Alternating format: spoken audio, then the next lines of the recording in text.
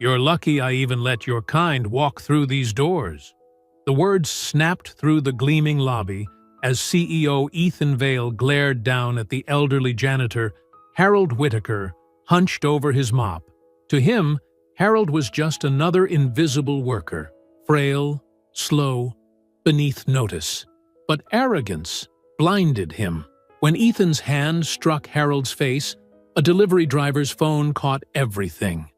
By morning, the world had seen it. Headlines blazed, investors panicked, and the deal worth $300 million vanished overnight, taking Ethan's empire with it. Before we go any further, comment where in the world you are watching from and make sure to subscribe, because tomorrow's story is one you don't want to miss. The morning sun streamed through Bright Path Systems' wall-to-wall windows, casting long shadows across the sleek office floor. The open workspace hummed with activity, keyboards clicking, phones chirping, and the soft murmur of professional conversation. Workers in pressed shirts and neat blouses moved between gray cubicles, their shoes clicking against the polished marble.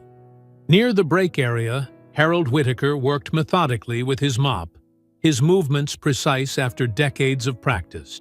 His blue janitor's uniform was as crisp and clean as any executive's suit. Rosa Delgado stood nearby, checking their cleaning schedule for the day. "You know what gets me, Harold?" Rosa said quietly, adjusting her supervisor's badge.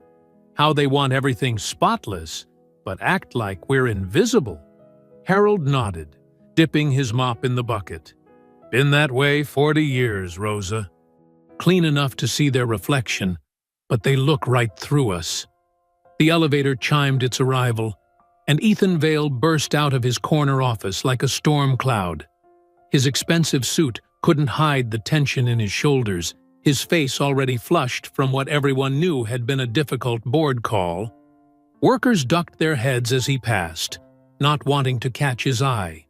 Harold continued his steady mopping, creating neat, gleaming paths across the floor. Ethan's sharp footsteps approached rapidly, heading straight for the freshly mopped section.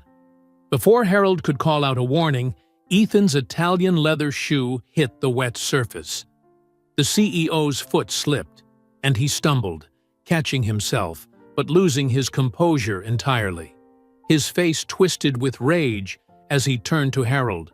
"You people can't even keep a damn floor clean?" Ethan's voice carried across the suddenly quiet office. The words, "you people," hung in the air like poison. Harold's weathered hands tightened on the mop handle, but his voice remained steady and dignified. "Sir, I keep this place clean so it can shine for people who never look down." The silence deepened. A few brave souls peeked over their cubicle walls. Near reception, Jax Murphy, a young delivery driver in his company uniform, slowly raised his phone, sensing the tension in the air. Ethan's face flushed a deeper red. His expensive watch caught the sunlight as he stepped forward, closing the distance between them. The slap came fast and hard, a crack that echoed off the glass walls. Harold's wire-rimmed glasses flew from his face, skittering across the floor he'd just cleaned. A young analyst in a nearby cubicle let out an audible gasp. Other workers froze, phones forgotten in their hands. Harold stood very still, a thin line of blood beginning to trickle from his nose. Each drop fell onto the white marble floor, a stark contrast against the pristine surface.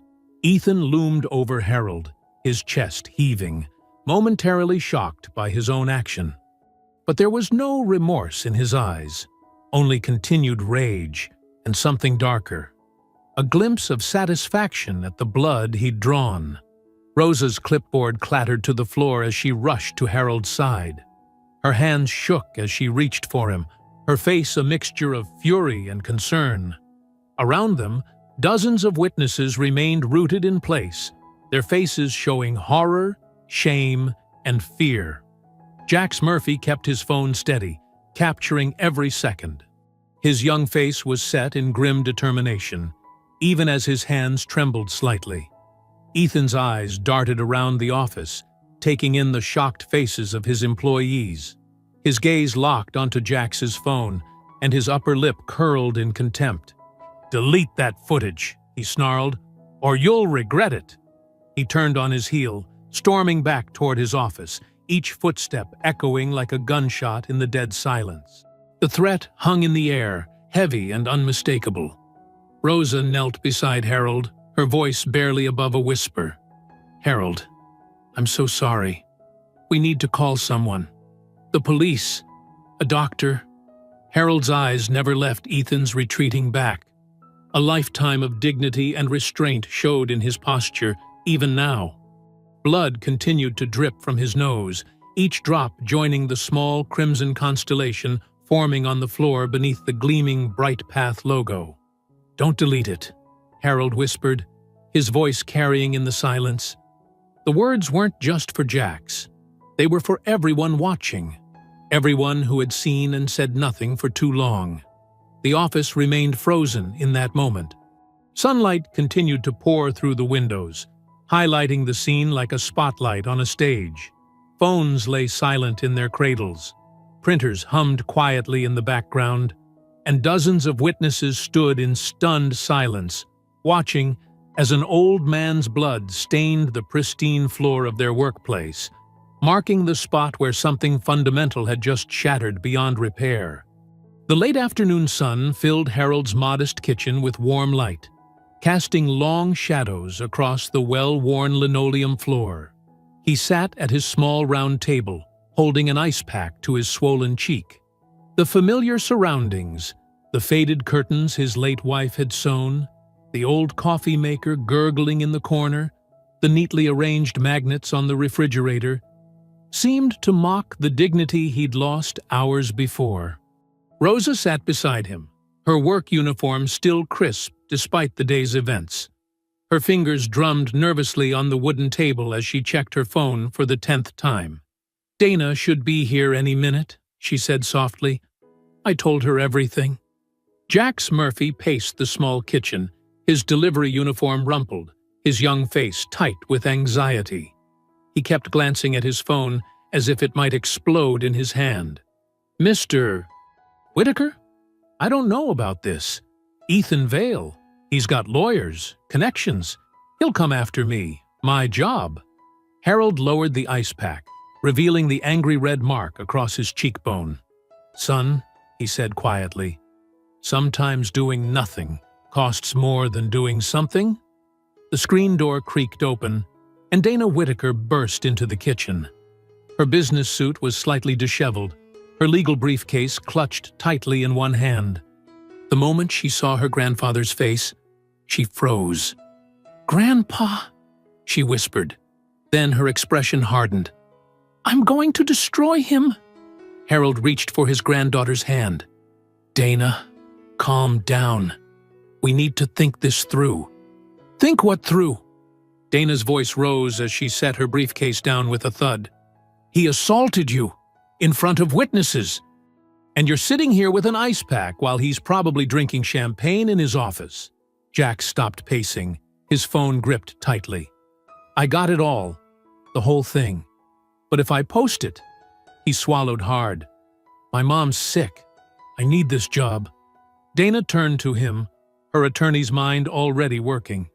"Show me." Jax handed over his phone, and they all watched the footage in silence.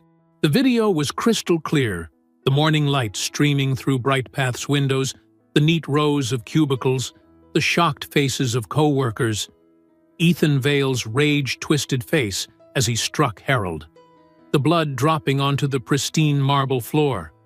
"This needs to go public," Dana said firmly. "Now." "But," Jax started. "Listen to me," Dana interrupted, her voice softening. "We can post it anonymously. I'll help you set up secure accounts. Bright Path won't be able to trace it back to you." Rosa leaned forward. "She's right, Jax. I've worked there 30 years. They only understand public shame." Harold watched the discussion, his weathered hands folded on the table. When he spoke, his voice was tired but determined. "All my life, I've kept my head down, worked hard, tried to set an example. He touched his swollen cheek gently. Maybe it's time for a different kind of example. Dana squeezed her grandfather's shoulder, then turned back to Jax. Let me help you set this up.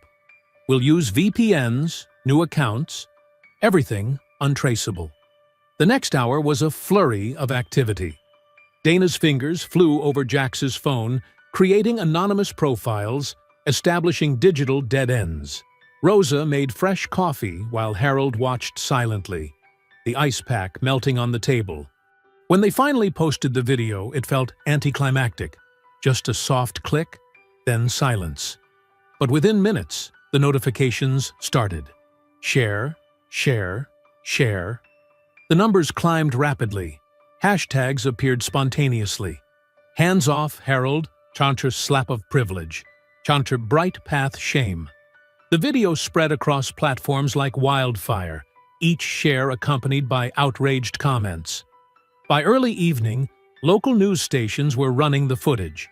National outlets picked it up within hours. Every replay showed the same damning scene. The powerful CEO in his dark suit, striking an elderly janitor in blue, surrounded by stunned office workers, the mop trembling in Harold's hands. BrightPath's PR team scrambled, releasing a statement calling the incident an unfortunate misunderstanding during a moment of workplace tension. Social media erupted with scorn. The image was too clear, too raw. The marble floors, the glass walls, the witnesses, the blood. There was no spinning this away. Rosa's phone buzzed with messages from co-workers. "Everyone's sharing it," she reported. "Even people who never speak up." "Good," Dana said firmly, watching another news segment analyze the footage. "Let them see. Let everyone see." The kitchen grew darker as evening settled in, but none of them moved to turn on the lights. They sat together, watching their phones, as the story grew bigger with each passing hour. Then Dana's phone rang, a contact from the city procurement office. She answered, listening intently, her expression shifting from surprise to satisfaction. "They've suspended BrightPath's hospital contract," she announced after hanging up. $300 million, frozen pending an ethics investigation. Jax slumped in relief. "So it worked." "It worked," Dana confirmed, then added grimly, "for now." In his glass-walled penthouse across town, Ethan Vale stood before a wall of windows, watching the city lights flicker on. Multiple screens behind him played news coverage of his violence, his face frozen in that moment of rage again and again. The crystal tumbler in his hand shook slightly as he watched his company's stock price dropping in real time. "They'll pay for this," he muttered, draining his glass. "All of them." Morning sunlight crept across Harold's front lawn, illuminating the crowd of news vans and reporters that had transformed his quiet street into a media circus. Microphones bobbed like strange flowers as journalists jostled for position on his small concrete porch. Camera lights blazed through his living room windows, casting harsh shadows across his family photos. Inside, Harold stood at his kitchen window, watching the chaos unfold. He wore a clean-pressed shirt despite his injuries, his dignity intact even as his privacy crumbled. The bruise on his cheek had darkened overnight, a purple testament to yesterday's violence. "You don't have to talk to them," Dana said from behind him, already dressed for court in a sharp navy suit. "We can wait them out." Harold shook his head slowly. "Can't hide forever. Hiding's what they want." Across town, BrightPath's gleaming office tower hummed with nervous energy. In the open-plan floor where yesterday's assault had occurred, employees whispered behind computer screens and ducked into break rooms for hurried conversations. Security guards in dark uniforms methodically moved through the space, tearing down printed screenshots of the viral video and handmade signs demanding Ethan's resignation. The elevator dinged, and conversations died mid-sentence. Ethan Vale stormed onto the floor, his expensive suit perfectly pressed, but his face tight with barely controlled rage. Behind him trailed a cluster of PR executives and legal advisors, all clutching tablets and speaking in urgent undertones. "I want every copy of that video scrubbed from our internal servers," Ethan barked, not slowing his stride. "And get me the security footage from every angle. Now!" Workers kept their heads down as he passed, but their eyes followed his movement. Where Harold's blood had stained the marble floor, a cleaning crew worked frantically to restore the shine. In a glass-walled conference room, Ethan's PR team huddled around a laptop. Their lead specialist, a sharp-featured woman in her 40s, gestured to the screen. "We've edited the security footage," she explained, her voice carefully neutral. "Watch." The doctored clip played smoothly, showing Harold apparently lunging toward Ethan first, the mop handle rising threateningly. The actual slap appeared almost defensive in this false context. It was skillfully done, each frame manipulated to create a completely different narrative. Ethan leaned back, a cold smile playing at his lips. "Perfect. Get it out there. Internal channels first, then leak it to friendly media outlets. Make sure our people understand this is the real story." Back at Harold's house, his ancient landline phone rang again. He reached for it automatically, but Dana intercepted the call. "Hello?" Her professional tone quickly hardened. "Who is this? Listen here." But the line went dead. Dana slammed the receiver down, her hands shaking slightly. "Third anonymous call this morning. Just breathing and threats." Harold sat heavily in his kitchen chair. "They want me to stay quiet." "Let them try to silence us," Dana growled, pulling out her phone.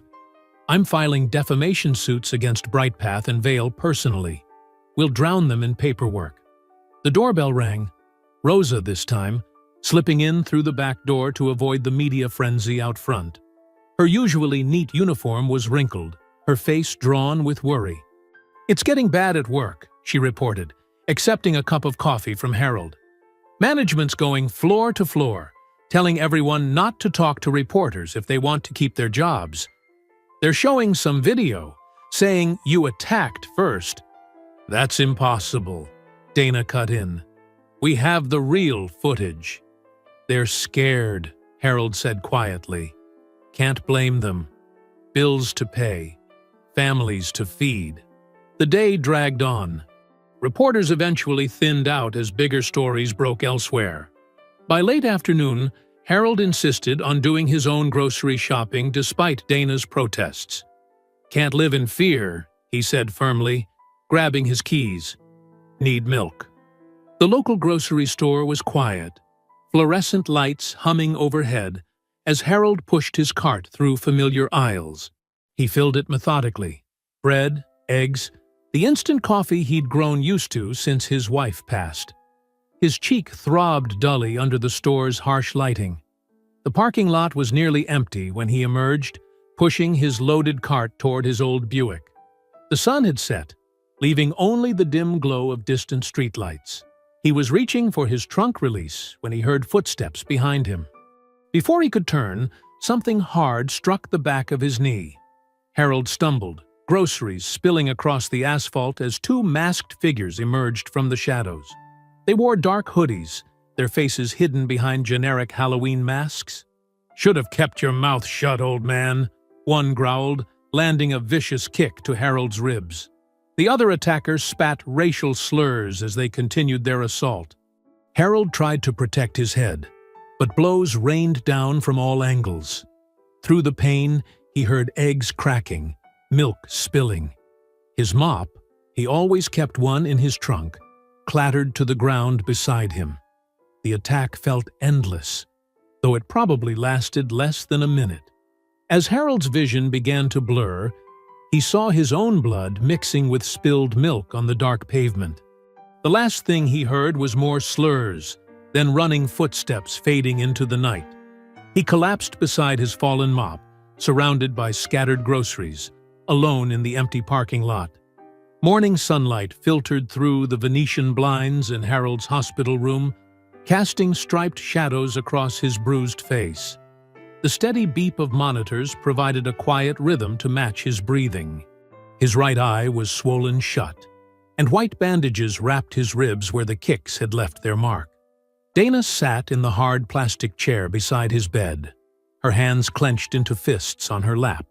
She hadn't slept, hadn't changed out of yesterday's suit. Dark circles shadowed her eyes, but the rage burning within them was razor-sharp. The door creaked open slowly, and Rosa slipped in. She carried a paper cup of coffee that she wordlessly handed to Dana before pulling up another chair. "How is he?" Rosa whispered, her eyes fixed on Harold's battered face. "Stable," Dana replied through gritted teeth. "3 broken ribs, concussion, internal bruising." She took a shaky breath. "The doctor says he's lucky they didn't kill him." Rosa's hands trembled as she reached for Harold's. "I saw something last night, going through security footage from the parking lot."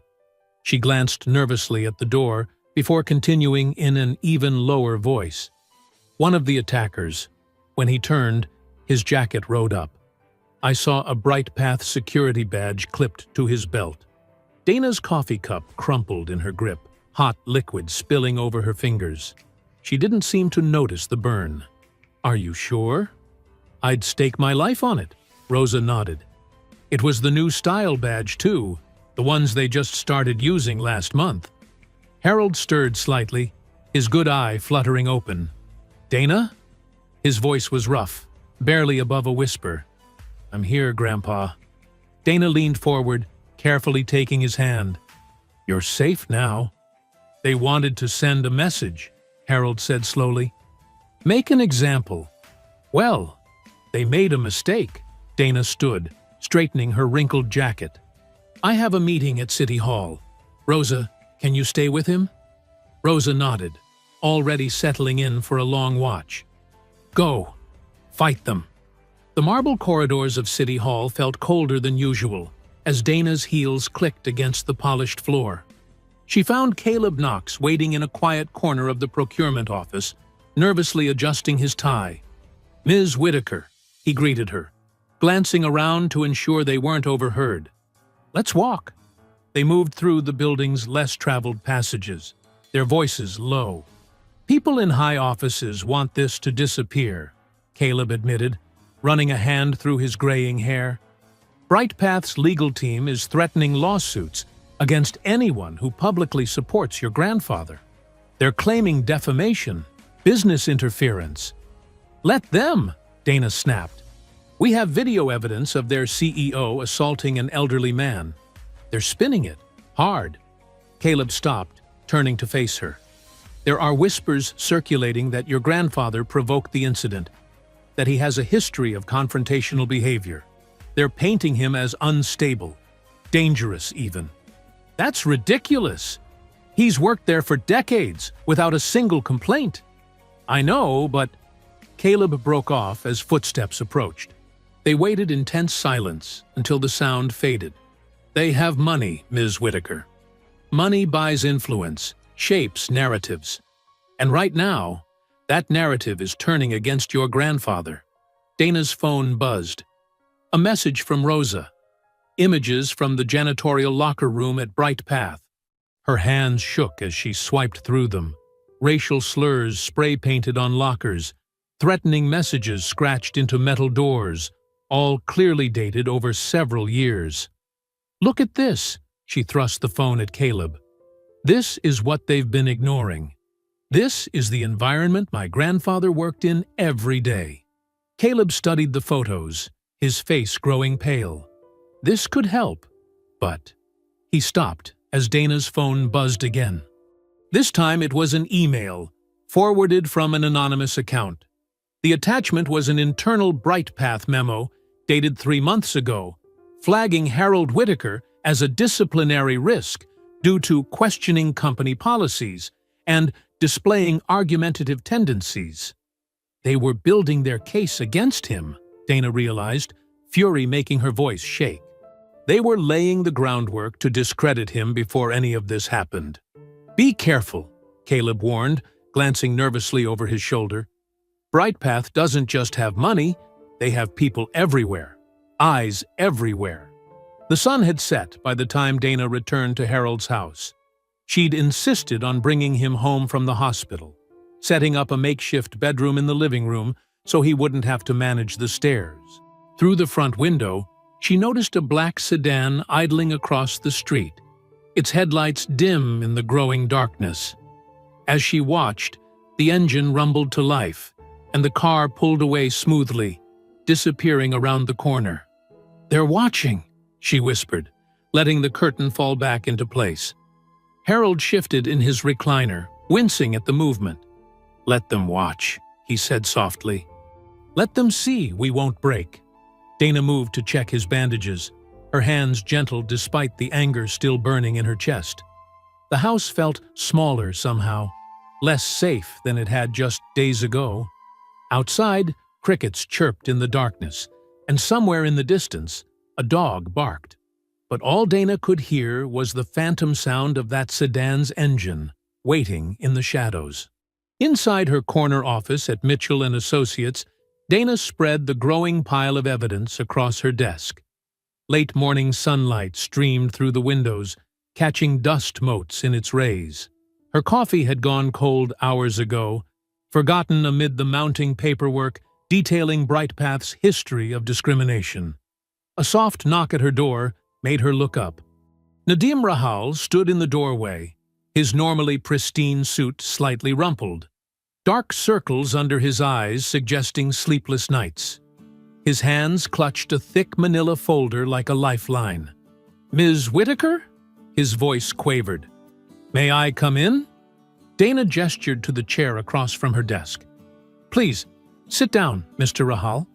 She studied the compliance officer's nervous demeanor as he perched on the edge of the seat. "You said you had something important to share?" Nadim's fingers drummed against the folder in his lap. "What I'm about to show you," he swallowed hard. "If anyone at BrightPath discovers I brought this to you, my career is over. Maybe worse." "I'll protect my source," Dana assured him, leaning forward. "Whatever you have, we can use it to help prevent what happened to my grandfather from happening to others." With trembling hands, Nadim placed the folder on her desk. The label read, "Clean Sweep Initiative, Phase 1 Implementation." Inside were dozens of reports, spreadsheets, and internal memos. Dana's eyes widened as she began reading. The documents outlined a comprehensive plan to replace BrightPath's janitorial staff with automated cleaning robots. But between the corporate buzzwords about modernization and efficiency, a darker purpose emerged. "Look at the demographic analysis," Nadim said softly, pointing to a color-coded chart. "They've mapped out every maintenance worker by race, age, and what they call risk factors." Dana's jaw clenched as she read. Under risk factors, they listed things like cultural resistance to authority and historical tendency toward unionization. The majority of workers marked as high risk were minorities over 50. "They're using automation as cover for systematic discrimination," she muttered, flipping through more pages. "These cost-benefit analyses aren't about efficiency at all. They're about eliminating what they view as problematic employees." Nadim nodded, his face pale. "The initiative specifically targets facilities with the highest concentration of minority staff first. They disguise it with terms like demographic risk control and cultural optimization. But the intent is clear. And my grandfather? His name appears multiple times," Nadim confirmed, reaching for a specific page. "They flagged him as a primary displacement candidate due to his age and what they called his non-compliant attitude toward authority structures." Dana's hands shook with fury as she read the clinical assessment of Harold's liability factors.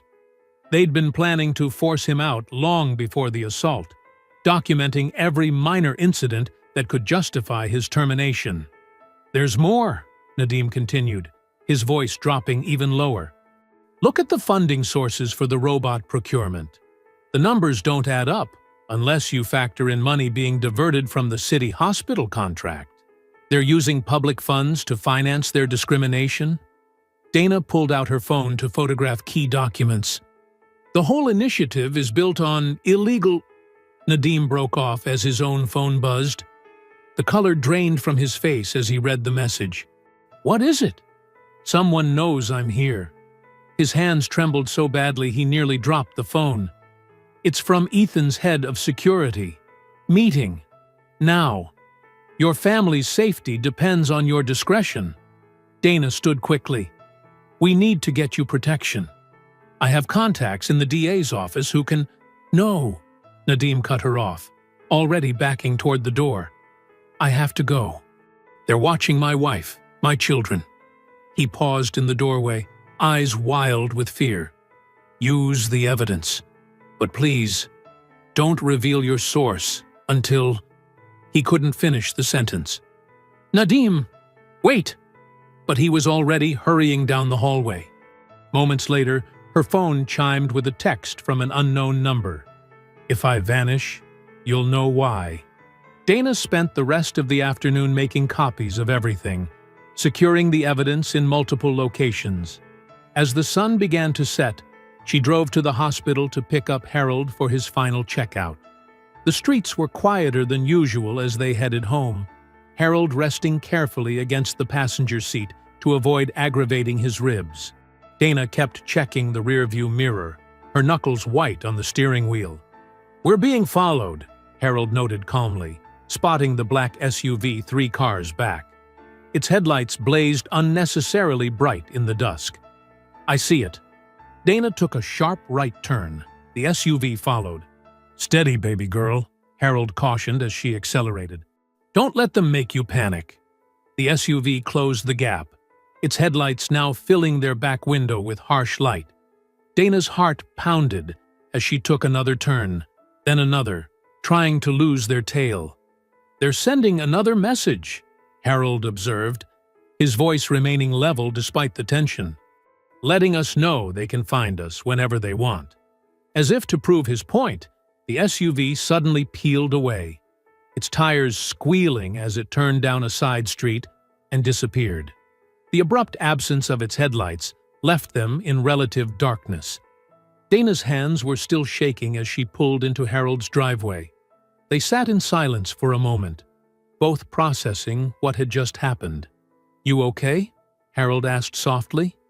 Are any of us? Dana responded, thinking of Nadim's terrified face, of the coded discrimination hidden in corporate documents, of the threats lurking in every shadow. The morning sun pierced through Brightpath's 40th floor boardroom windows, casting long shadows across the polished table. Digital displays lining the walls flashed crimson numbers, the company's stock price dropping in real time. Ethan Vale paced like a caged animal, his expensive suit wrinkled from hours of emergency meetings. 30%! He slammed his fist on the mahogany surface, making water glasses rattle. Our stock has dropped 30 goddamn % because of that. His face twisted with ugly rage as he spat a racial slur. Miriam Grant, the board chair, sat ramrod straight in her leather chair, her silver hair perfectly coiffed despite the crisis. Her voice cut through his tirade like a steel blade. That's exactly the kind of language that got us here, Ethan. Don't lecture me about... You're burning this company alive, Miriam interrupted, her tone arctic. Every time you open your mouth, every reaction, every threat, you're pouring gasoline on the flames. Other board members shifted uncomfortably in their seats. The youngest director, fresh from Harvard Business School, couldn't meet anyone's eyes. The CFO obsessively straightened his papers, trying to disappear. These people, Ethan snarled. These ungrateful. If you finish that sentence, Miriam warned, I'll call an emergency vote to remove you right now. She gestured at the screens. Look at those numbers. Really look. That's not just bad PR. That's shareholder value evaporating because you couldn't control yourself. Across town, in the fluorescent-lit maze of Mitchell & Associates law offices, Dana Whitaker hunched over her keyboard. Her cubicle walls were plastered with printouts, security footage stills, employee testimonies, financial records.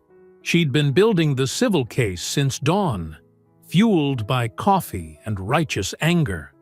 Ms. Whitaker? Her assistant appeared at the cubicle entrance. Detective Martinez is on line 2. Says it's about Rosa Delgado's statement. Dana grabbed her phone. Detective? Yes, I'm here with her now. She turned to where Rosa sat in a chair beside her desk, hands clasped tightly in her lap. Rosa leaned forward toward the speakerphone, her voice steady despite her obvious tension.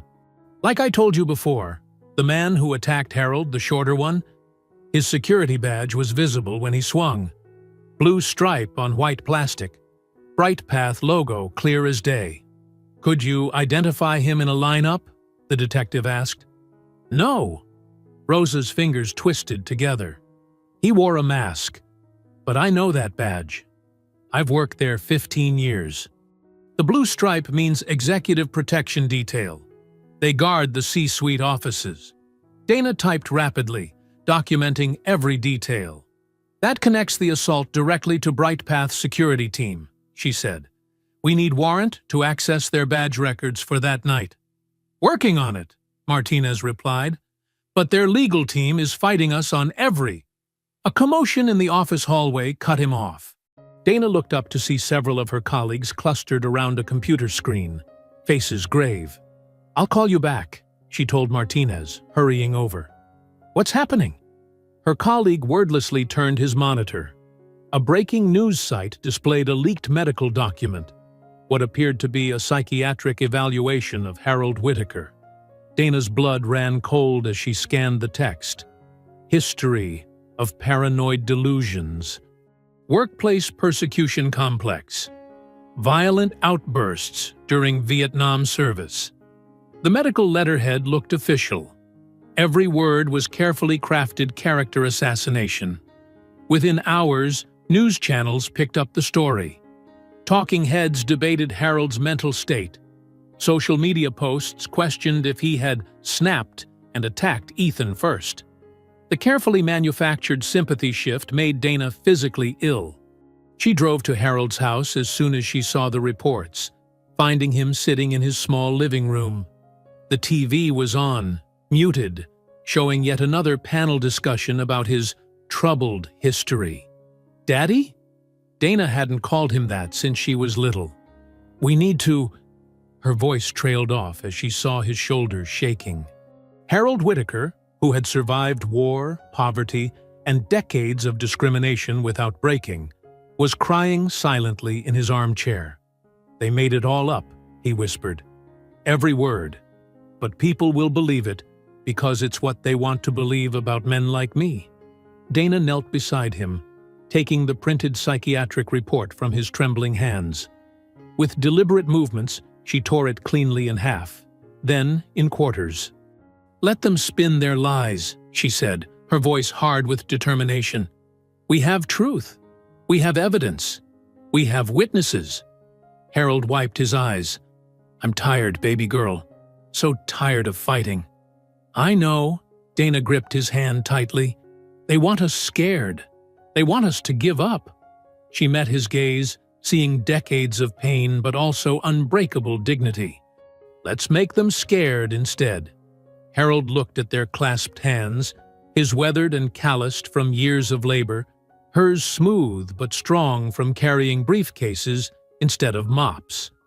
A hint of his old strength crept back into his posture.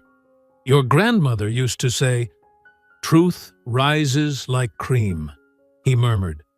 No matter how much dirt they stir up, it always rises. Dana squeezed his hand, thinking of Nadim's documents, of Rosa's testimony, of the security footage yet to be uncovered. The pieces were there. They just had to be brave enough to assemble them. The afternoon sun beat down on the Chevron station's cracked pavement. Heat waves rippled off the empty pumps, creating mirages that matched Nadim Rahal's jittery nerves. He sat in his silver Accord, engine idling for a quick escape, watching every vehicle that passed with growing anxiety. His phone buzzed. A text from Dana. 2 minutes away. Nadim's hands trembled as he adjusted his rearview mirror for the 100th time. The parking lot remained empty, except for a weathered pickup truck whose driver was inside paying for gas. Still, his heart jumped at every passing car, every distant siren. When Dana's blue Honda pulled in beside him, Nadim almost cried with relief. She parked close, driver's side to driver's side, so they could talk through their windows. "Did anyone follow you?" he asked, voice barely above a whisper. Dana shook her head. "I took 3 different routes, checked my mirrors the whole way. We're clear." Nadim's fingers clenched around a small object in his pocket. The flash drive felt impossibly heavy for something so tiny. 2 years of secret recordings, emails, and financial records, evidence that could destroy careers, and maybe get him killed. "I can't sleep anymore," he confessed, dark circles evident under his eyes. "Every noise, every shadow. I keep thinking they know." "We can protect you," Dana assured him. "My firm has connections with—" "No." Nadim pulled out the flash drive. Its metal casing caught the sunlight. "I'm leaving town tonight, going somewhere they can't find me." He pressed the drive into her hand. "This has everything. The bribes to city officials, the racial profiling algorithms in HR, the safety violations they covered up. Everything." Dana stared at the small device. "Nadim, come with me now. We can—" "My family's already gone. Sent them ahead this morning." His smile was bitter. "Told my kids we're taking a surprise vacation. Better they think that than know their father might." He stopped himself. "Just make it count, okay?" "I will," Dana promised. "But please, let me help. Someone's coming." Nadim's eyes widened at an approaching black SUV. "Go! Now!" Dana pulled away, watching in her mirror as Nadim's Accord sped off in the opposite direction. The SUV drove past without stopping, but the fear in Nadim's eyes haunted her all the way back to the office. Hours later, her phone rang. Detective Martinez's voice was grim. "A silver Honda Accord was just found in the Riverside Canal," he said without preamble. "License plate matches your whistleblower." Dana's stomach lurched. "Nadim! Is he—" "No body recovered yet. Divers are searching." Driver's side door was open, signs of impact damage on the guardrail. Martinez paused. "Ms. Whitaker." The brake lines were cut. She sank into her chair, the flash drive suddenly feeling like it weighed 1,000 pounds. "It wasn't an accident." "No," Martinez agreed. "It wasn't." Dana worked through the night, analyzing the drive's contents. Each file revealed new layers of corruption. The morning light was just breaking when she found it. A series of emails between Ethan Vale and city procurement officials, dated exactly 1 week before BrightPath won their 300 Nalis contract. Wire transfers, offshore accounts, golf club memberships gifted to family members. The paper trail was meticulous, preserved by Nadim's careful documentation. She thought of him checking these records late at night, alone in his office, knowing what would happen if he was caught. Her eyes burned with exhaustion and unshed tears as she compiled the evidence. Around 8 a.m., Harold arrived, moving slowly with his cane. He'd insisted on coming to the office despite her protests that he should rest. "You look tired, baby girl," he said, settling into the chair across from her desk. "Nadim's dead." The words came out raw. "They killed him for this." She gestured at her screen, showing the evidence of BrightPath's corruption. Harold was quiet for a long moment, studying the amounts listed in the bribes. Finally, he spoke softly. "He died for truth. He had kids," Dana whispered. "A family. And he chose to stand up anyway." Harold reached across the desk, covering her hand with his. "Because he knew some things matter more than fear." Dana looked at their joined hands, then at the damning evidence filling her screen. "He trusted me to make this count." "Then let's make it count," Harold said firmly. His voice carried the weight of decades fighting similar battles, of countless small dignities denied, of all the times he'd been forced to swallow his pride and keep mopping floors. For Nadim. For every person they thought they could silence. Dana straightened in her chair, drawing strength from her grandfather's quiet determination. She thought of Nadim's trembling hands passing her the flash drive, of his last gift to justice. On her screen, the evidence waited, a digital testament to one man's courage, and the truth he died protecting. She opened her email and began composing a message to Detective Martinez, copying her most trusted reporters. Harold watched in approval as her fingers flew across the keyboard, turning Nadim's sacrifice into armor for their fight. The midday sun glared off Brightpath's glass tower, casting harsh reflections onto the crowd below. Hundreds of protesters packed the plaza, their signs bobbing like angry waves. Justice for Harold. Black Lives Matter. Brightpath. Bigot Path. The chants echoed between buildings, growing louder with each repetition. No justice. No peace. Hands off Harold. Fire Ethan Vale. Inside the tower's third floor, Rosa watched through the windows, her heart swelling at the sight of so many people standing up for Harold. Around her, employees clustered near the glass, some recording with phones, others whispering nervously. "Look at all of them," whispered Jenny from accounting, her eyes wide. "I've never seen anything like this." Rosa nodded, noticing how the protest stretched around the block. Students, church groups, union workers, and ordinary citizens had joined forces. Some carried mops in solidarity. Others wore blue jumpsuits like Harold's. The peaceful crowd's energy felt electric, hopeful. 20 floors above, Ethan Vale stood in his corner office, jaw clenched as he watched the demonstration. His fixer lounged in a leather chair, speaking quietly into a phone. "They're in position," the fixer reported, hanging up. "Just say when." Ethan's lips curved into a cold smile. "Do it." Down in the crowd, the change happened so fast many didn't notice at first. Men in hoodies appeared at the edges, faces masked. They moved through the protesters like sharks through water. The first rock shattered a ground floor window, the crash drawing gasps and shouts. "No! Stop!" A protest organizer tried to grab one of the masked men. "We're peaceful."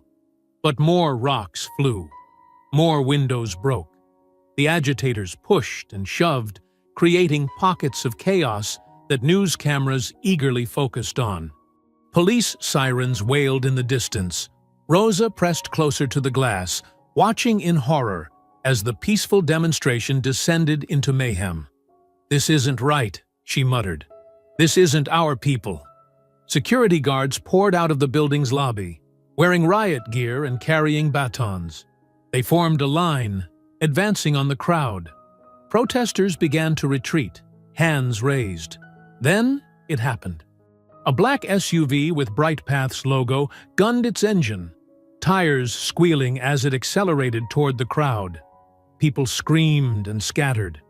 But one young woman, holding a "Justice for Harold" sign, couldn't move fast enough. The impact threw her 10 feet. Her body hit the pavement as phones recorded from every angle. The SUV never slowed down. "Oh, God!" Jenny covered her mouth, tears streaming. Other employees backed away from the windows, faces pale. Rosa couldn't look away. She'd seen the driver's face through the windshield, one of Ethan's personal security team. This was planned. This was deliberate.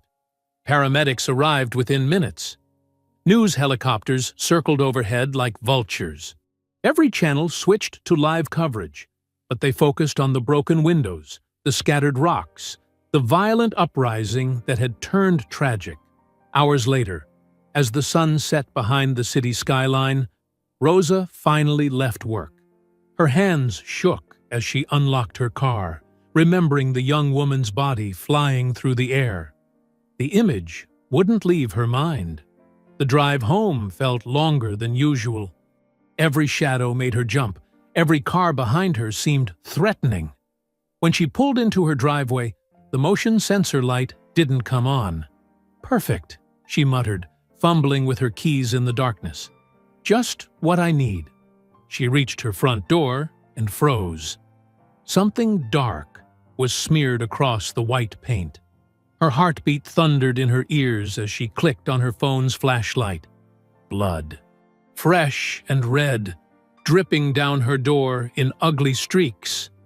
And pinned in the center, a note written in the same crimson fluid.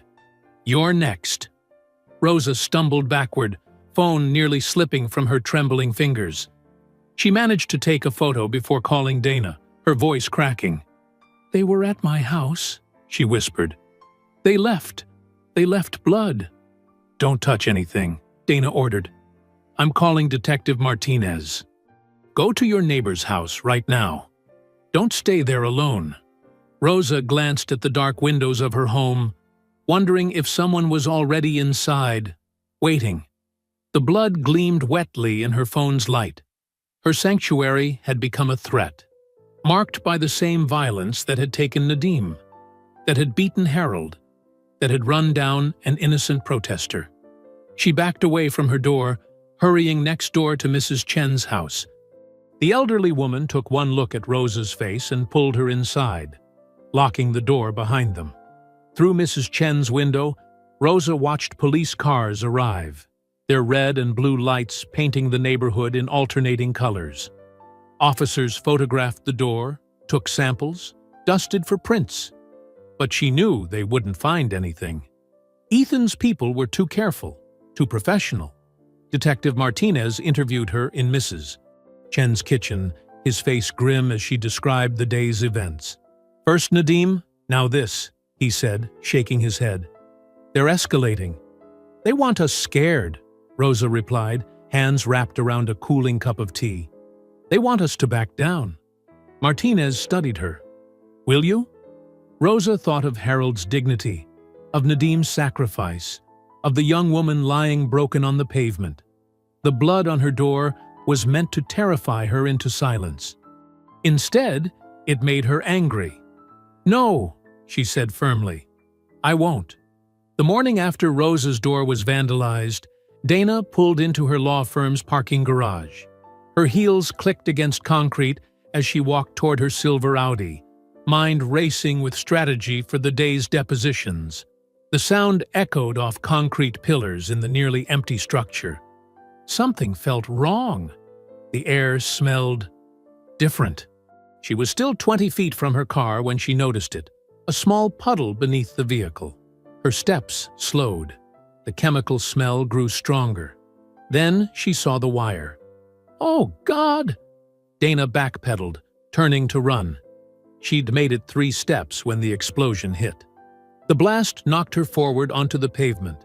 Heat washed over her back as her car erupted into a fireball. Glass and metal rained down, pinging off parked vehicles. Black smoke billowed through the garage, setting off fire alarms that wailed through the building. Dana pushed herself up, ears ringing. Her palms were scraped raw from the fall. Smoke stung her eyes and throat as she stumbled toward the exit, coughing. Other cars' alarms blared in cacophony. Through the haze, she saw people running down from upper levels, shouting about calling 911. But Dana couldn't focus on their words. All she could feel was rage, pure, white-hot fury that made her hands shake. They'd tried to kill her, just like they'd killed Nadim, just like they'd threatened Rosa, just like they'd beaten Harold. By the time firefighters arrived, Dana was sitting on a concrete barrier outside, refusing medical attention despite the soot on her face and clothes. Detective Martinez knelt beside her, notepad ready. "Same signature as the other attacks," he said quietly. "Professional job. They wanted to send a message." "Message received," Dana growled. "And here's my response. I'm going to bury them." Her phone buzzed, a text from Caleb Knox. "Check your email, now." With trembling fingers, Dana opened her inbox. Caleb had sent dozens of documents, procurement records, inspection reports, internal memos, all showing how BrightPath had systematically falsified safety data to win city contracts. "Jesus," she whispered, scrolling through. Equipment maintenance logs were forged. Required inspections never happened. 3 hospital patients had died when BrightPath's faulty monitoring systems failed. She forwarded everything to her media contacts, adding a simple message. "They tried to kill me this morning. Here's why." Within hours, the story exploded. News channels cut from footage of her burning car to damning evidence of BrightPath's negligence. The company's stock price plummeted. Justice for Harold trended again, alongside York's BrightPath kills. That afternoon, Harold agreed to an interview with Channel 7's most respected anchor. They set up in his living room, Harold in his favorite armchair, looking dignified despite his lingering bruises. "Mr. Whitaker," the anchor began, "how do you respond to BrightPath's claims that you provoked the incident?" Harold's voice was steady. "I've spent 50 years cleaning floors, ma'am. 50 years being invisible to men like Ethan Vale. Until I wasn't invisible enough." He paused, dabbing sweat from his forehead. "They want to paint me as angry, violent. But I'm just tired. Tired of—" His words slurred. His hand dropped. Then Harold slumped forward in his chair. "Grandpa!" Dana rushed to him from where she'd been watching off camera. The anchor called for help as the camera crew scrambled. Hours later, Harold lay in a hospital bed, monitors beeping steadily. The doctor said it was exhaustion combined with stress, but he'd be okay with rest. Dana held his weathered hand, noting how fragile it felt. "I'm sorry," Harold whispered. "Should have been stronger. Don't you dare apologize." Dana's voice cracked. "You're the strongest person I know."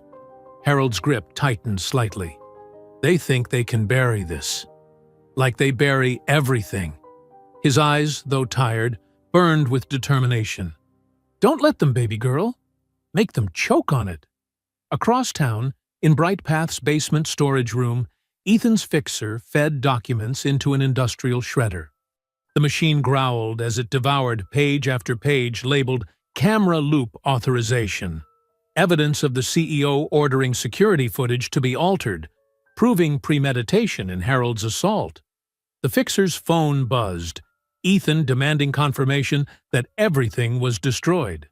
But as he reached for another stack of papers, he didn't notice the janitor watching through a crack in the door, recording every moment. The shredder whirred endlessly, turning damning evidence into confetti. Up in his penthouse office, Ethan paced, waiting for confirmation. The city was turning against him.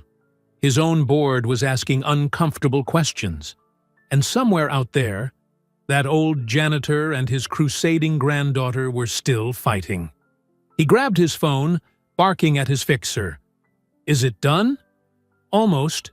Just finishing the last batch. Burn the shreds. I want nothing left." But it was too late.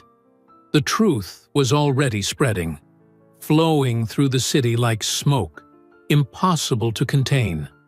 Just like the smoke that still lingered in the parking garage where they'd tried to silence Dinah. Just like the smoke that rose from Nadim's submerged car. Just like the acrid smell of burning rubber when they'd run down that protester. The fire they'd started was growing beyond their control. And soon, it would consume them all. Harold sat in his worn armchair, morning sunlight streaming through the window. His broken glasses lay on the side table, the cracked lens catching the light. The attack in the parking lot had left them twisted, but he couldn't bring himself to throw them away. Like everything else in his life, they held memories, both good and painful. Dana paced the small living room, still fuming about her destroyed car. Her suit was wrinkled from a sleepless night, spent reviewing Caleb's leaked documents. "There has to be more," she muttered. "Something we missed." Harold stared at his glasses, watching the light dance through the spider-webbed cracks. Something tugged at his memory. A detail from his years of maintenance work. Something about cameras and backup systems. His eyes widened. "The janitor's closet camera?" he said suddenly. Dana stopped pacing. "What?" "The security camera outside the janitor's closet. It shares a backup feed with the maintenance facility across town." Harold leaned forward, excitement breaking through his exhaustion. BrightPath installed redundant systems years ago after a fire wiped out their main servers. Every camera has an off-site backup. Dana rushed to kneel beside his chair. "Are you sure? The footage from that night could still exist? If they didn't know about the backup?" "Yes." Harold's hands trembled slightly. "The system was old, forgotten. Only us maintenance workers knew about it." Dana pulled out her phone, fingers flying over the keys as she texted Caleb. Within minutes, he called back. "The old maintenance facility on Industrial Drive," Caleb confirmed. "It's been closed since the automation upgrade, but the servers should still be there. I can get you in. I have master access codes from my procurement work." "When?" Dana demanded. "Tonight. Security's minimal since the closure, but we have to hurry. They're scheduled to clear out the building next week." As darkness fell, Dana parked her rental car behind the abandoned maintenance facility. The concrete building loomed silent and dark, its windows dusty with disuse. Caleb waited by a side door, nervously checking his phone. "Security patrol passes every hour," he whispered. "We have 40 minutes until the next round." Dana nodded, pulling on black gloves. "Show me." Caleb punched in a code, and the door clicked open. They slipped inside, flashlight beams cutting through years of dust. Their footsteps echoed in the empty corridors as Caleb led them to the server room. The space was cramped, filled with humming equipment. Despite the building's closure, the backup systems still ran, too critical to simply shut down. Caleb moved to a terminal, fingers dancing across the keyboard. "Accessing archival footage," he murmured. "Date of the incident." The screen flickered, showing multiple camera feeds. Dana leaned close, watching as Caleb navigated through folders of stored video. "There!" She pointed to a file marked with the date of the assault. The footage was grainy but clear enough. The camera's view showed the hallway outside the janitor's closet, partially capturing the lobby where the assault occurred. But more importantly, it showed what happened before. Ethan appeared on screen, checking his watch. A security guard approached, and their conversation was captured by the camera's microphone. "Loop the lobby footage for the next hour," Ethan ordered. "I'm going to teach that old man some respect." "Sir, I don't think—" "Just do it. And make sure the main system records show him attacking me first." Dana's hands clenched into fists as they watched.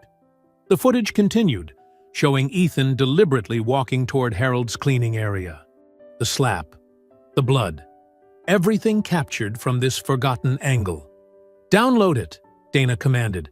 "Multiple copies."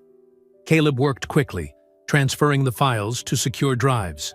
Outside, a light swept past the windows, the security patrol arriving early. "We need to move," Caleb hissed. They hurried through dark corridors, hearts pounding. The guard's footsteps echoed somewhere nearby. Dana clutched the precious drives to her chest as they slipped out the side door, quietly pulling it shut. They made it to Dana's car, just as flashlight beams swung around the corner. Crouching low, they waited until the guard passed before starting the engine and driving away. Miles later, in the safety of Dana's office, they reviewed the footage again. Every damning second was preserved. Proof of premeditation, of Ethan ordering evidence destroyed, of the entire cover-up. "This changes everything," Caleb said quietly. "There's no spinning this away." Dana connected one of the drives to her computer. Her hands were steady now, anger replaced by cold determination. She began uploading copies to secure servers. to trusted journalists, to government investigators. "What about Harold?" Caleb asked. "Should we show him first?" Dana shook her head. "No time. If we wait, they might find a way to stop us." She hit the final upload button. "Let's end this." Across the city, phones began buzzing with notifications. News alerts flashed. Social media exploded with the new footage. The video spread like wildfire, destroying every lie Brightpath had crafted. In his hospital bed, Harold watched on his tablet as truth finally emerged. His weathered face showed no triumph, no celebration, only quiet vindication as justice began its work. The sun was rising again, painting the city in gold. But this dawn was different. This dawn carried truth on its rays, illuminating every shadow where corruption had hidden. And in its light, no amount of money or power could hide what had really happened on that marble floor. Morning light filtered through Brightpath's towering windows, casting long shadows across the transformed office floor. Where cubicles had once created a maze of workspace, now stood rows of elegant chairs facing a small stage draped in corporate blue. The marble floor gleamed beneath, freshly polished to erase any trace of what had happened there weeks ago. Ethan Vale stood at the podium, adjusting his gold cufflinks as he practiced his speech. His reflection in the glass showed a man desperately clinging to control, his face lined with tension despite expert makeup. And as we move forward, Brightpath remains committed to workplace dignity and respect, he rehearsed, voice echoing in the empty space. "Recent events have been misconstrued by those seeking to damage our reputation." Behind him, event staff arranged flower arrangements and adjusted lighting. Security personnel in dark suits stationed themselves at strategic points, their earpieces glinting. The fixer stood in a corner, speaking quietly into his phone. Across town, Dana's office buzzed with controlled chaos. Journalists huddled around her conference table, reviewing copies of the backup footage on tablets. Their faces showed a mix of shock and eagerness as they watched Ethan's premeditated actions unfold. "The stream is ready," her tech expert confirmed, showing her the setup. "One click, and it broadcasts to every screen in that room, plus major news networks." Dana nodded, checking her phone again. No response from Rosa. The janitorial supervisor always answered texts, especially since the threats began. Something felt wrong. "Has anyone heard from Rosa today?" she asked the room. Heads shook. Dana dialed Rosa's number, tension building in her shoulders. The phone rang once, twice, then connected. But instead of Rosa's warm voice, Dana heard muffled sounds, thumping, a choked cry. "Rosa?" Dana's voice sharpened with alarm. "Rosa, are you there?" More sounds, fabric against a microphone. What might have been tape being ripped. Then clear, terrified screaming before the line went dead. Dana's hands shook as she lowered the phone. The room had gone silent, everyone staring at her. She could still hear Rosa's scream echoing in her head. "Track her phone," she ordered the tech expert. "Now." As he worked, Dana paced, her heels clicking against the floor. The timing wasn't coincidental. Hours before the gala, before their evidence would expose everything, they had taken Rosa. Her phone buzzed with a text from an unknown number. A photo appeared. Rosa bound to a chair in what looked like a storage room, fear clear in her eyes despite the poor lighting. A message followed. "Back off, or she dies." Dana's jaw clenched. She thought of Harold in his hospital bed, of Nadim's car in the river, of every person Brightpath had hurt or silenced. Not this time. Not Rosa. "Keep working on the location," she told her team. "And get me everything you can on Brightpath's properties, especially storage facilities or unused spaces." She brought up the building plans they'd acquired during the investigation. The main office had sub-basements, maintenance areas, old storage rooms from before the renovations, places where screams wouldn't carry. The tech expert looked up. Her phone's last signal came from near Brightpath Tower. "It's off now, but they're keeping her close," Dana finished, "where they can control the situation during the gala." She studied the blueprints more carefully. The sub-basement level showed a series of old maintenance rooms, now supposedly unused, perfect for hiding someone. "Change of plans," she announced. "I'm going to the gala early. Have the stream ready, but don't activate until I give the signal." "What about Rosa?" someone asked. Dana grabbed her briefcase, checking that the backup drives were secure inside. "I'm getting her out first. Then we're going to make Ethan Vale choke on every lie he's ever told." She chose her outfit carefully. A conservative black suit that would let her blend in with other executives, heels she could run in if needed. Under her jacket, she clipped a small recorder. Back at Brightpath, the gala preparations continued. Staff hung banners proclaiming, "Building tomorrow together," while caterers set up elegant refreshment tables. The fixer directed security personnel with hand signals, positioning them near every exit. Ethan stood at the window of his corner office, watching the city below. He'd changed into a fresh suit, dark blue with subtle pinstripes. Every detail of his appearance was calculated to project strength and control. "The guest list is confirmed," his assistant reported. "Press has been screened. Security is ready." Ethan nodded, adjusting his tie. "And our problem?" "Contained," the fixer answered from the doorway. "She won't interfere." "Good." Ethan turned from the window, practiced smile in place. "Let's give them a show they won't forget." In the sub-basement, Rosa twisted against her bonds, tape across her mouth muffling her protests. A single guard watched her, looking bored. Above, she could hear the sounds of chairs being arranged, of people preparing for the gala where Ethan would lie again. She thought of Harold, of his dignity even as blood dripped from his nose. She thought of all the years she'd worked here, watching corruption hide behind polish and pretense. Her eyes burned with tears of rage, but she kept struggling. Someone would come. Justice would find its way into even these dark corners. The guard checked his phone, muttering about missing the party upstairs. Rosa kept working at the ropes, ignoring the pain as they cut into her wrists. She just needed time. And upstairs, she knew, Dana was coming. The afternoon sun streamed through Brightpath's glass walls, casting long shadows across the transformed office space. Well-dressed shareholders and reporters filled the rows of chairs where cubicles had once stood. The air hummed with anticipation and the soft murmur of conversation. Security personnel lined the walls, their dark suits and earpieces making them look like identical sentries. Near the refreshment table, marketing staff distributed glossy folders showcasing Brightpath's commitment to workplace dignity.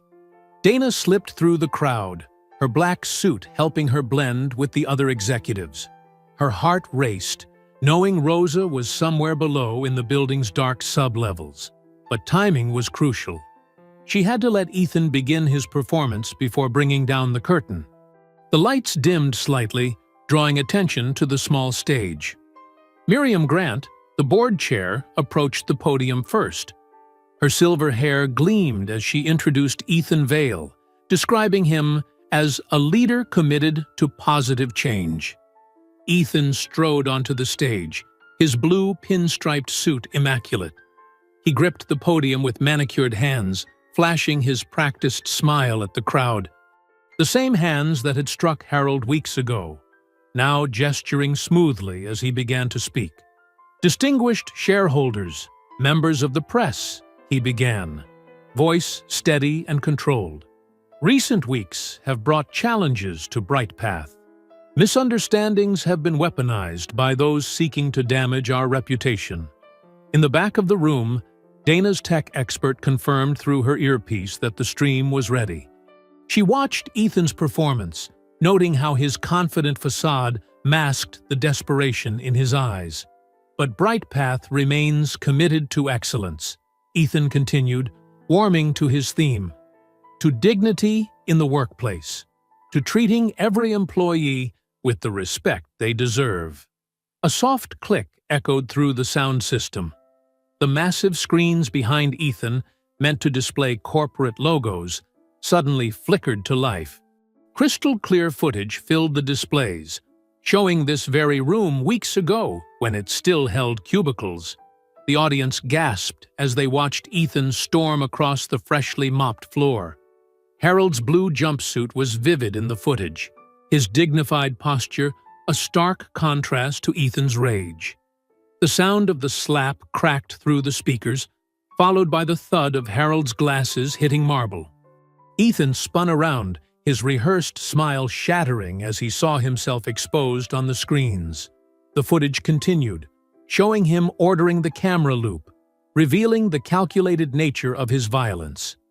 "Turn it off!" he shouted, but the tech crew couldn't override Dana's stream. The footage played again, an endless loop of truth, destroying his carefully constructed lies. Reporters' cameras flashed. Shareholders whispered in shock. The security team looked uncertain, glancing between Ethan and their earpieces for instructions. Dana stepped forward, her voice carrying across the stunned crowd. "This is the real Bright Path culture, ladies and gentlemen. Violence, racism, and corruption, all hidden behind marble and glass." Ethan lunged from the stage, his face contorted with fury. He reached Dana in 3 long strides, his fist connecting with her jaw before anyone could react. She stumbled but didn't fall, tasting blood. The crowd scattered, creating space around the confrontation. Security finally moved forward, but Ethan was already charging toward the exit near the janitor's closet. He didn't see Harold until it was too late. The elderly janitor stood in his path, leaning on a mop handle but straight-backed and resolute. His recent hospital stay had left him thinner, but his eyes blazed with quiet strength. "Moving kinda fast there, Mr. Vale," Harold said softly. "Floor might be slippery." Ethan's hand disappeared into his jacket, emerging with a switchblade. The blade snapped open with a click that echoed in the sudden silence. "Get out of my way, old man," he snarled. Harold's response was to swing the mop handle in a smooth arc, decades of military training flowing through his aged muscles. The aluminum shaft knocked the knife from Ethan's grip, sending it skittering across the floor. Ethan howled in rage and charged. Harold pivoted, using the mop handle like a staff to deflect the attack. The CEO's momentum carried him past, straight into a desk divider. The impact shook the partition, but didn't stop him. He spun back, murder in his eyes, but his expensive leather shoes found a puddle of spilled cleaning fluid. His feet went out from under him, arms windmilling as he tried to catch himself. The impact when he hit the marble floor echoed through the office. The crack of bone breaking was followed by Ethan's scream of pain. He clutched his twisted arm, curled on the same floor where he'd assaulted Harold weeks ago. Police burst through the stairwell doors, weapons drawn. Behind them came Caleb Knox, supporting a limping but very much alive Rosa. Her wrists showed rope marks, but her eyes shone with triumph as she watched Ethan writhing on the floor. "They had her in the old storage room," Caleb explained to Dana. "Once we found the security badge logs, it was just a matter of timing." Cameras flashed as officers cuffed Ethan, careful of his broken arm. The CEO's tears and mucus stained the marble floor he'd once ruled over. Around them, the cubicles that had witnessed his original crime now saw his humiliation. The backup footage continued playing on the screens above, an endless loop of truth that could never be hidden again. Shareholders pressed forward, demanding answers. Reporters shouted questions. But in the center of the chaos, Harold simply leaned on his mop handle, watching justice finally arrive. The next morning's sunrise painted Bright Path's glass tower in shades of orange and gold. FBI agents in dark windbreakers moved methodically through the maze of cubicles, their presence turning the once bustling office into a crime scene. The sound of packing tape being pulled and boxes being sealed echoed through the floor. Employees stood in clusters near the break room, watching in stunned silence as decades of corporate secrets were carried away in cardboard boxes. Computer hard drives, financial records, and personnel files. Each piece of evidence told its own story of corruption. "Clear this section," an agent called out, directing her team toward the executive offices. Through the glass walls, workers could see investigators methodically photographing Ethan's corner office before touching anything. The marble floor still bore a faint stain where Harold's blood had fallen. Sarah from accounting clutched her coffee mug, whispering to her colleague, "I can't believe we worked here all this time, never knowing." "Oh, we knew," Tom from IT replied quietly. "We just didn't want to see it." In the center of the floor, Caleb Knox stood with federal investigators, pointing out which servers contained the most damaging evidence. His voice carried clearly in the hushed space as he explained BrightPath's elaborate system of fake accounts and hidden payments. "The bribes were coded as consulting fees," he explained, pulling up spreadsheets on his laptop. Each payment corresponded to a major contract award. The hospital deal was just the tip of the iceberg. The investigators nodded, taking detailed notes. One agent whispered to another, "This guy's testimony is going to bury them."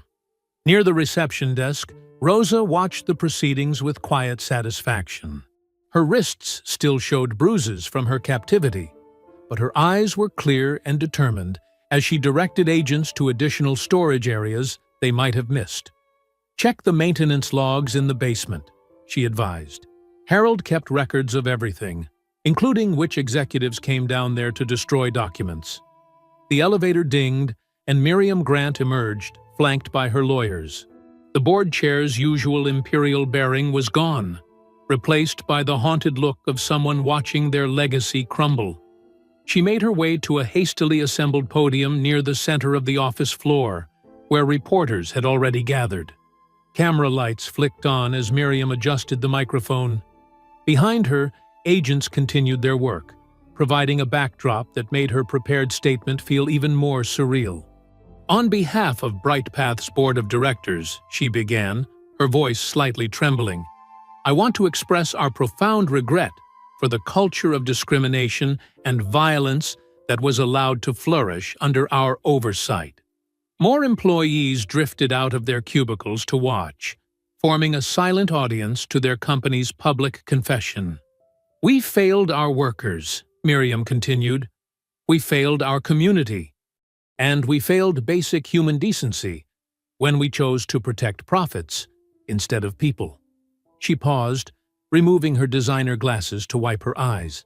Mr. Whitaker's assault was not an isolated incident, but rather a symptom of systemic rot that went unchallenged for too long. Through the windows, more FBI vehicles arrived in the parking lot below. The morning sun caught their federal seals, making them gleam against the black paint. "Effective immediately, I am announcing my resignation," Miriam stated, "and I will be cooperating fully with all investigations into BrightPath's illegal activities." Questions erupted from the press corps, but Miriam raised a hand for silence. "One final note. To Harold Whitaker and every other employee we failed to protect. Your dignity was never worth less than our stock price. We were wrong. I was wrong. And I am deeply sorry." As she stepped away from the podium, an agent approached with a warrant for additional files. Miriam nodded wearily and handed over her office keys. Across town at City Hall, a different scene was unfolding. Harold stood on the broad stone steps, his granddaughter Dana beside him. His face still showed fading bruises, but he stood straight and dignified in a crisp blue suit.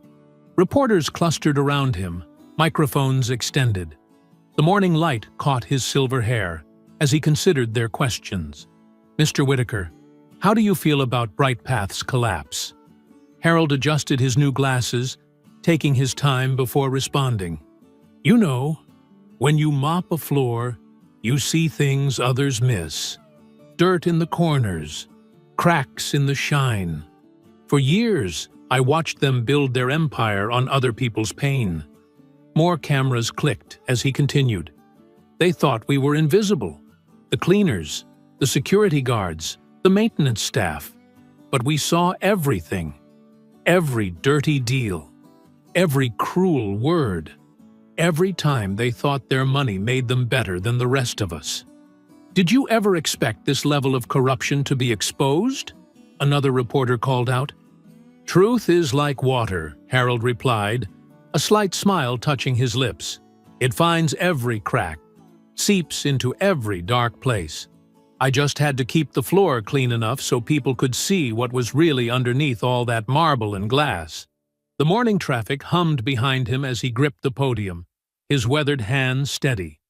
They spent millions making everything shine. But they forgot. Somebody had to mop up their mess every night. Somebody had to see what they really were. Dana squeezed his arm supportively as the questions continued. The old janitor's quiet dignity seemed to fill the space between City Hall's towering columns, his voice carrying the weight of every worker who'd ever been treated as less than human. The marble halls of the federal courthouse buzzed with anticipation. Sunlight streamed through tall windows, casting long shadows across the polished floor as journalists and spectators filed into the crowded courtroom.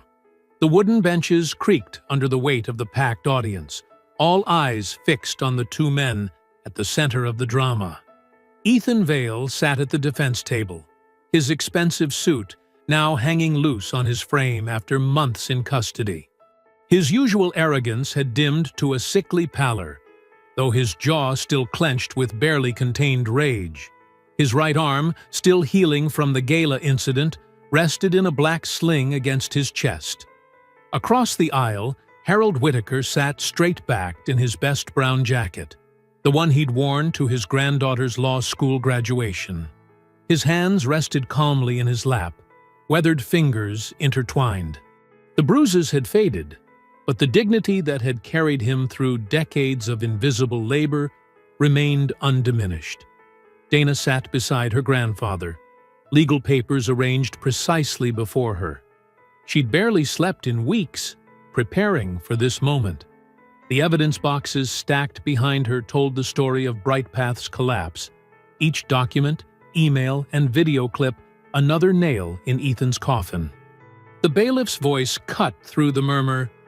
"All rise!" Judge Martinez entered, his black robes sweeping as he took his place at the bench. "Be seated," he commanded, adjusting his reading glasses as he reviewed the file before him. The prosecutor rose first, her voice clear and measured. "Your Honor, the evidence will show that Mr. Vale not only committed assault, but orchestrated a far-reaching campaign of corruption, intimidation, and racial discrimination." She gestured to the first exhibit, the original viral video of the slap, now enhanced and stabilized. The courtroom watched in silence as the familiar scene played out.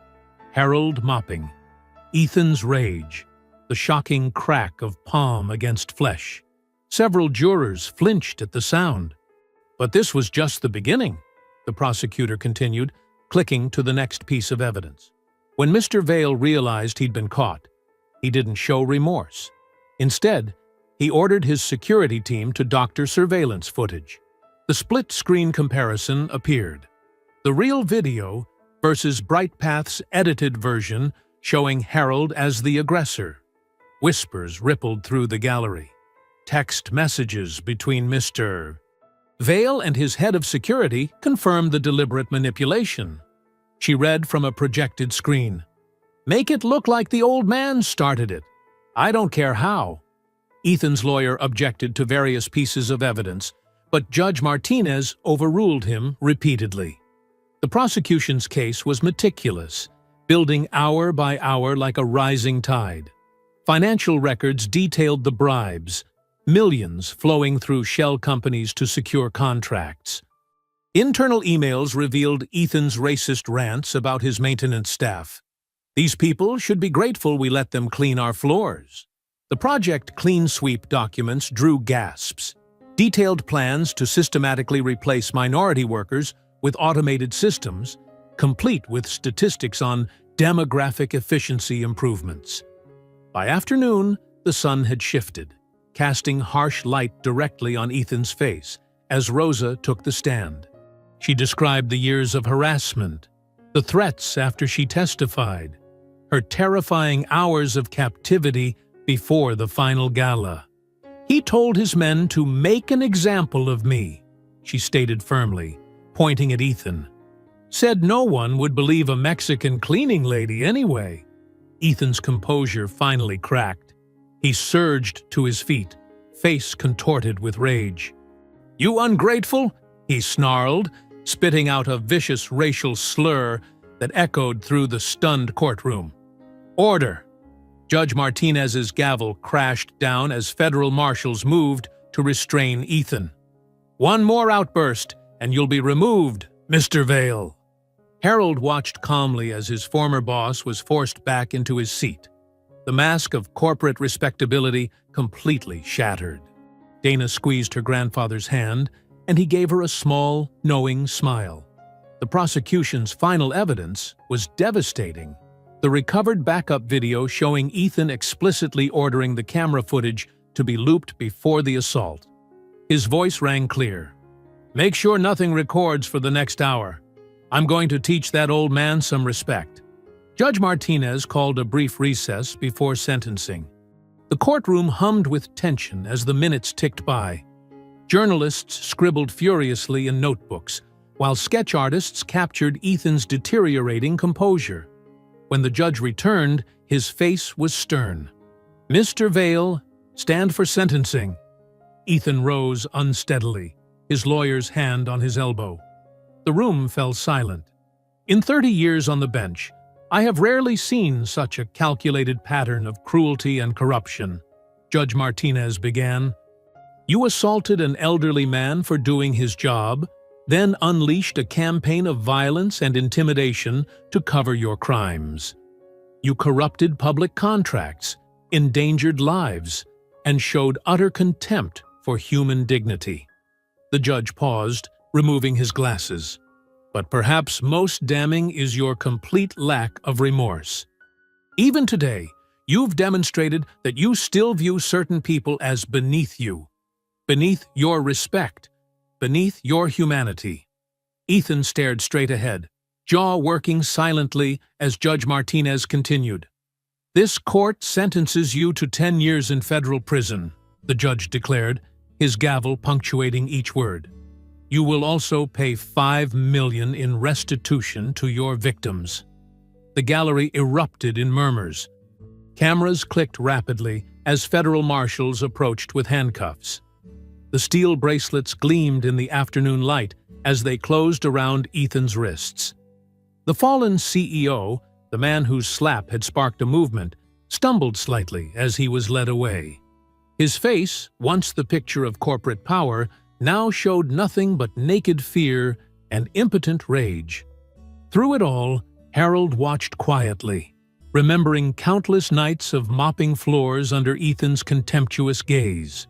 Now, in the same sunlight that had once streamed through Brightpath's windows, justice was finally being polished to a shine.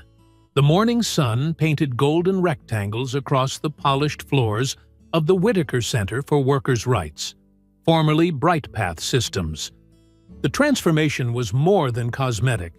Gone were the stark white walls and intimidating marble, replaced by warm earth tones and inspirational artwork created by local artists. Harold Whitaker moved his mop with practiced ease across the floor, the same methodical motion he'd used for decades. But now, employees smiled and greeted him by name as they passed. Some even stopped to chat, treating him with the respect that had been so long denied. The open-plan office hummed with purposeful activity. Casually dressed staff worked at standing desks and gathered in small groups around coffee stations. The rigid hierarchy of the past had given way to an atmosphere of collaboration and dignity. Dana Whitaker's voice carried clearly as she led a group of new employees through the space.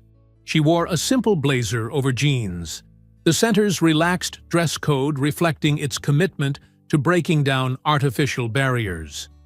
"Welcome to orientation," she addressed the diverse group of fresh faces. "What happened in this building 2 years ago changed workplace culture across the country. We're here to make sure those changes stick." Harold paused his mopping, watching with quiet pride as his granddaughter guided the group toward the building's most prominent feature. A large display case mounted where Ethan Vale's portrait once hung. Inside, a high-definition still from the viral video captured the moment that had sparked a revolution. Ethan's hand connecting with Harold's face, office workers frozen in shocked silence. "This image traveled around the world," Dana explained, her voice carrying the weight of personal connection. But it wasn't just about one man's cruelty. It exposed a system that had normalized abuse and discrimination for generations. The new employees studied the photo intently. One young woman wiped away tears. Harold noticed how different their reactions were from the fear and averted gazes of the past. "Today, this center helps workers understand their rights," Dana continued. "We provide legal aid, job training, and support for anyone facing workplace discrimination or abuse. The $5 million in restitution from the Vale case funds our operations, turning one man's hate into a force for positive change." She led the group past a wall of news clippings chronicling BrightPath's collapse and the center's rise. Headlines captured the story. "CEO sentenced. BrightPath board resigns. Whitaker Center opens doors." Harold moved quietly alongside the tour, his mop creating perfect patterns on the floor. Some things hadn't changed. He still found peace in the rhythm of his work, still took pride in maintaining order. But now that work was valued, respected. Near the break room, Rosa Delgado chatted with a group of janitors during their morning meeting. As the center's facilities manager, she ensured every maintenance worker received fair pay, benefits, and dignity. She caught Harold's eye and smiled warmly. The tour reached a corner where Harold's old locker room had been. Now it was a bright meeting space, but one wall held a special display case. Dana gestured for her grandfather to join them. Harold leaned his mop against the wall and approached slowly, his movements deliberate as always. Inside the case, his old mop handle rested on velvet backing, worn smooth by years of use. Above it, a simple brass plaque read, "Dignity is not negotiable. Harold Whitaker, 2025. This mop handle, Dana told the group, was the only weapon my grandfather ever needed. His dignity and determination brought down an empire of corruption." Harold touched the glass gently, remembering. The handle had been in his hands when Ethan slapped him, when the security team beat him, when he finally fought back at the shareholders' gala. Through it all, he'd never lost his grip on his principles. A young janitor in the tour group spoke up. "Mr. Whitaker, I saw that video when I was still in high school. It made me realize I didn't have to accept being treated like I was nothing." Harold nodded, understanding the depth of that transformation. Around them, the office buzzed with activity, lawyers consulting with clients, training sessions in progress, support groups sharing stories. Every corner of the space now served a purpose greater than profit. Natural light flooded the cubicle area where Ethan had once stormed through spreading fear. Now, workers of all backgrounds collaborated freely, their conversations punctuated by occasional laughter. No one watched over their shoulders anymore. Dana concluded the tour near her office, once Ethan's domain of glass and marble. She'd converted it into a communal space where workers could meet with advocates and lawyers. The power dynamics had been literally restructured, the architecture itself reformed to serve justice. Harold retrieved his mop and resumed his work, moving between the cubicles with the same quiet dignity he'd always possessed. But now each stroke of the mop felt different, not an act of servitude, but one of stewardship. He was maintaining a space where respect flourished and rights were protected.